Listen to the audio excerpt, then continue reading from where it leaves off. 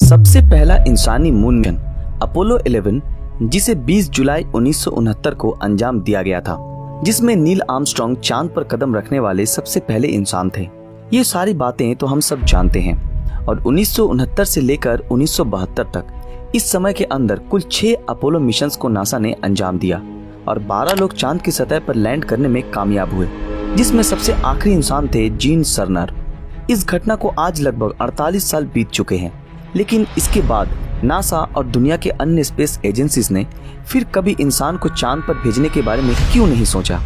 क्या कभी ये सवाल आपके मन में नहीं आया?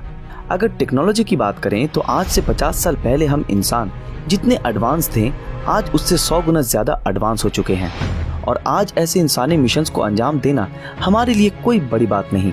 तो फिर क्यों नासा और अन्य स्पेस एजेंसीज इंसानों को चांद पर नहीं भेज रहा? क्या उन्हें चांद पर कोई दिलचस्प चीज नहीं मिली, या फिर एस्ट्रोनॉट्स को चांद पर किसी ऐसी अज्ञात चीज दिखी है जिससे कि वे चांद पर जाने से डर रहे हैं?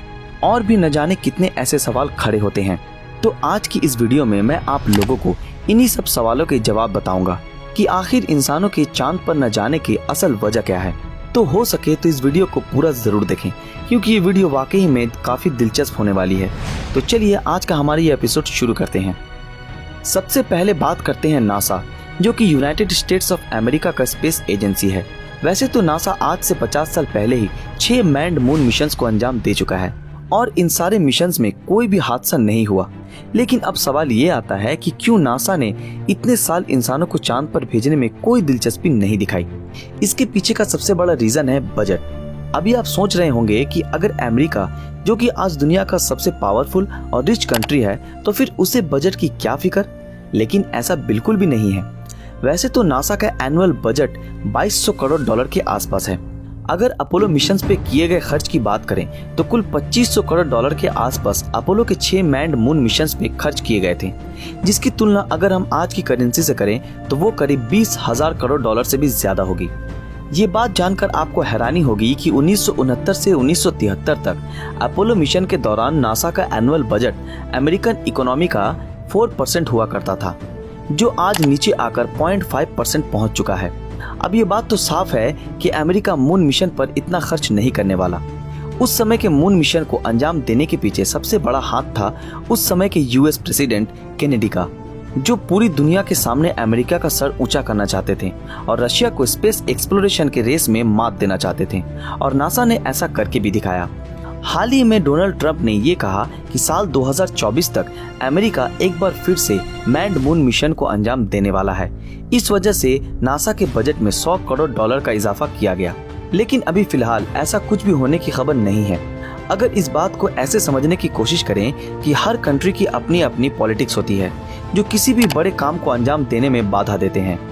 और सबसे बड़ा रिस्क तो ये है कि अगर ऐसी किसी बड़े प्रोजेक्ट को अंजाम रूलिंग पार्टी दे रही है और ऐसे में ये मिशन असफल हुआ, या फिर इसी दौरान भगवान न करे अगर कोई बुरा हादसा हो गया, तो उनकी पार्टी का तो सर पूरी दुनिया के सामने झुक जाएगा और हो सकता है कि उनकी कुर्सी भी चली जाए। अब चलते हैं रशियन स्पेस एजेंसी यानी रोसकॉस्मोस।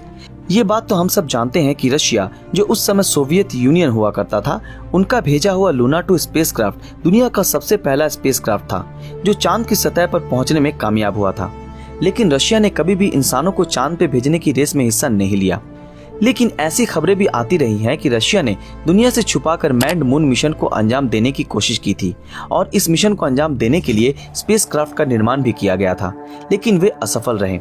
ये खबरें भी आई कि 2030 तक रशिया चांद पे इंसानों को भेजने के मिशन को अंजाम देगा और रशिया चांद के ऑर्बिटरी में एक स्पेस स्टेशन भी स्थापित करने के बारे में सोच रहा है। लेकिन इन सब कामों को अंजाम देने में 10,000 करोड़ डॉलर की जरूरत होगी, जिसका जुगाड़ करना नामुमकिन है। तीसरा है यूरोपियन स्पेस एजेंसी यानी ईएसए। सपने देखना अच्छी बात है, लेकिन ऐसा सपना देखना जिसे पूरा करना लगभग नामुमकिन है, ऐसे सपने देखना तो पागलपन है। ऐसा ही कुछ सपना देख रहा है ईएसए। एक रिपोर्ट के मुताबिक ये सुनने में आया है कि यूरोपियन स्पेस एजेंसी साल 2030 तक चांद की सतह पर इंसानी बस्ती बसाने के बारे में सोच रहा है, जहां इंसान परमानेंटली रह सकेंगे। ये सुनने में जितना अच्छा लगता है उतना ही नामुमकिन काम है। लेकिन सच तो ये है कि यूरोपियन स्पेस एजेंसी ने अभी तक एक सिंगल स्पेस क्राफ्ट को भी चांद की सतह पर सफलतापूर्वक नहीं भेजा है।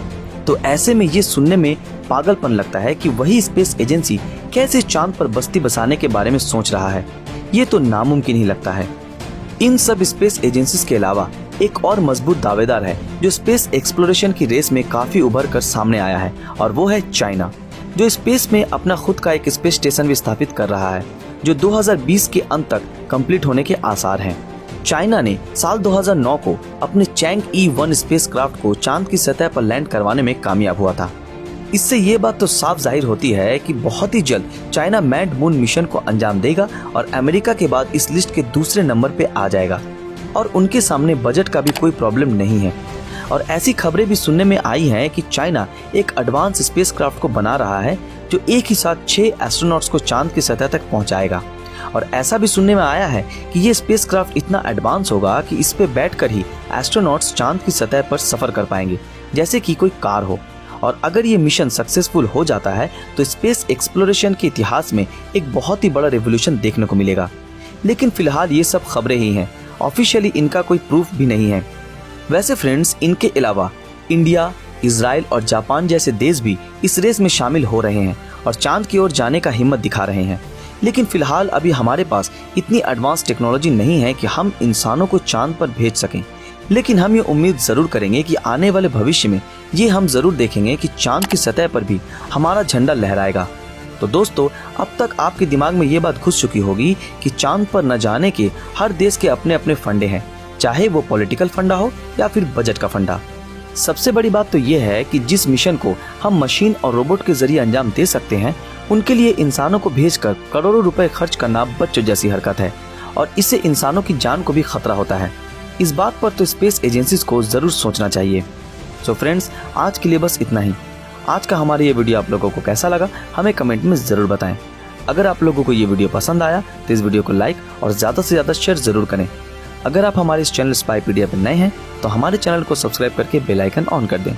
तो फिर मिलते हैं आपके साथ अगले वीडियो में, तब तक के लिए अलविदा।